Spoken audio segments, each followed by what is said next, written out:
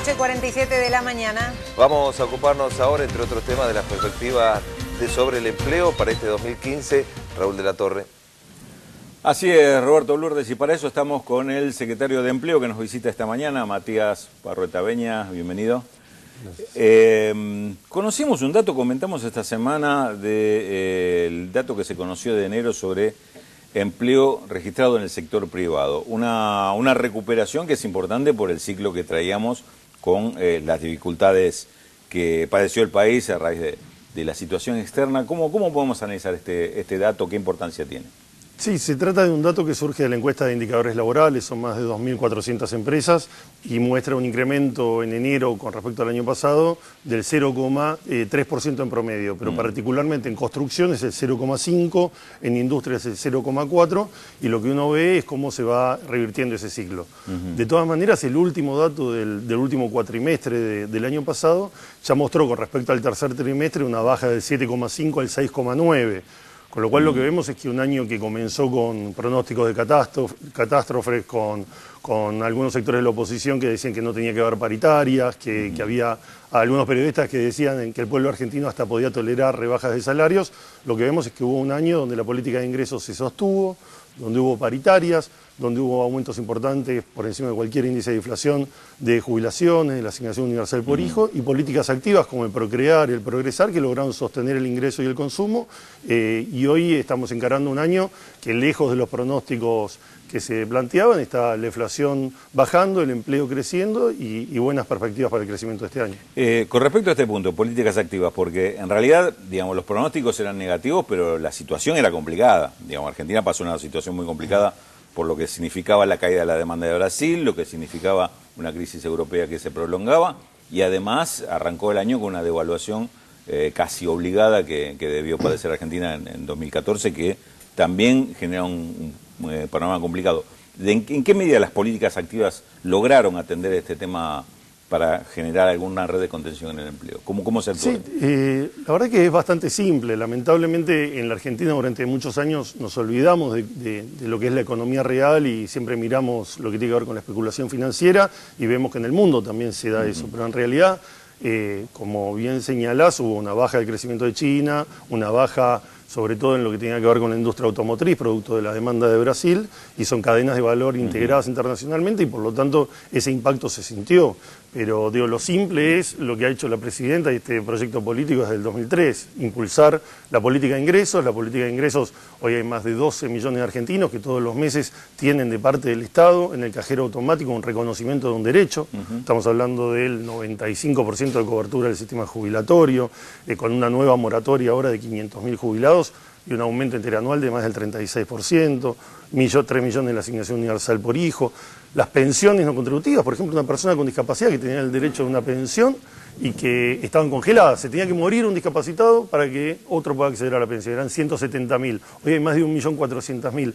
Todo eso hace que haya consumo y en cada pueblito del interior del país, es decir, ese es dinero que cada uno de estos argentinos consume en su comercio, en las diferentes localidades. Eso moviliza el mercado interno y permite sostener el empleo.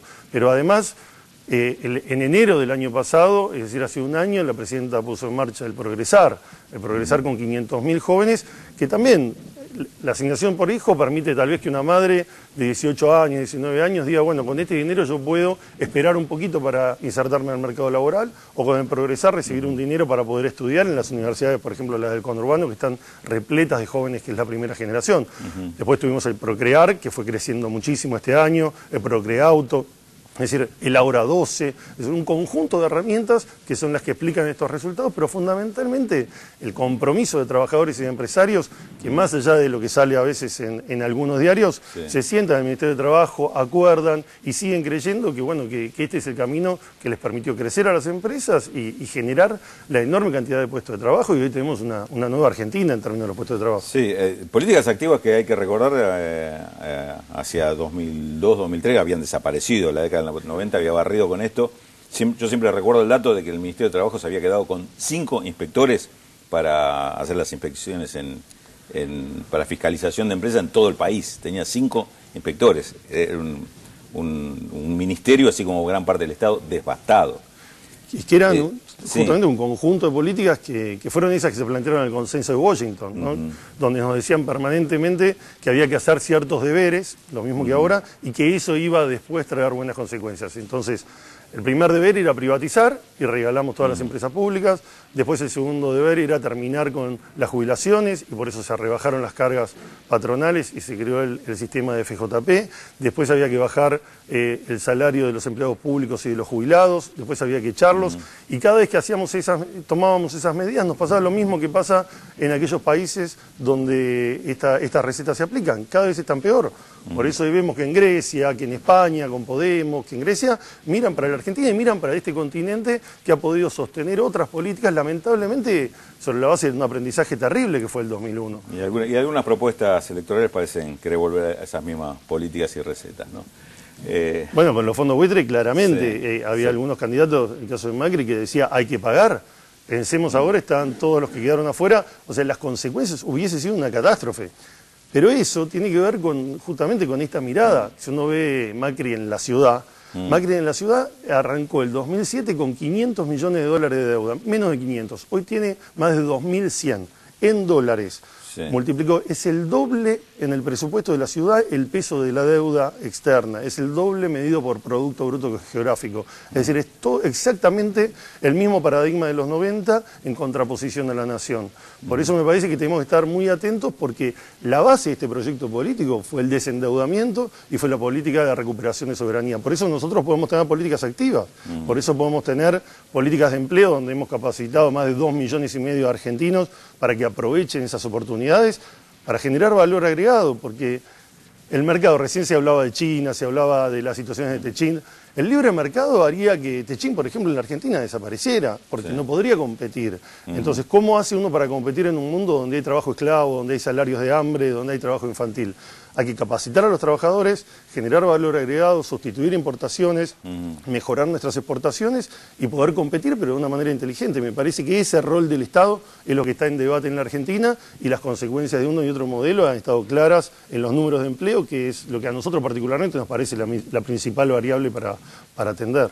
Parrotaveña, gracias. No, muchas Secretario gracias. de Empleo pasó por Visión 7. Ustedes, compañeros. Bueno, vamos a tener un adelanto, Versuit, ND Ateneo. Alejo. La Versuit está preparando un gran show para el próximo 7 de marzo en el ND Ateneo, un show que oficiará como fin de ciclo de presentación.